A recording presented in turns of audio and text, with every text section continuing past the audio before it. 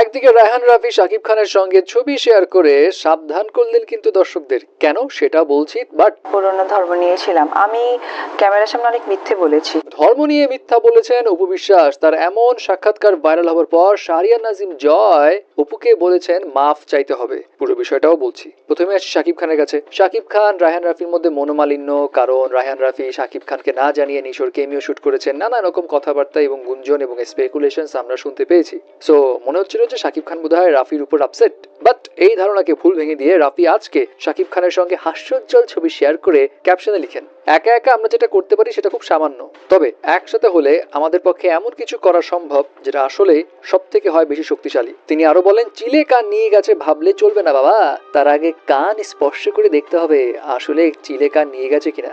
গুজব থেকে 1000 হাত দূরে থাকুন। দ্যাট মিনস বোঝা যাচ্ছে তাণ্ডব নিয়ে আরো গুজব আসবে, আরো স্পেকুলেশনস আসবে, নানা রকম কথা কাটাকাটি হবে ভক্তদের মধ্যে। সেগুলো নিয়ে আসলে সাবধান থাকতে বললেন রাফি। কিন্তু এদিকে তো সোশ্যাল মিডিয়ায় তোলপাড় হয়ে গেছে অপু বিশ্বাসের একটা ইন্টারভিউ নিয়ে। অপু বিশ্বাসের একটা ইন্টারভিউ ভাইরাল হয় যেখানে অপু বিশ্বাস জানান তিনি ধর্ম নিয়ে মিথ্যা বলেছেন।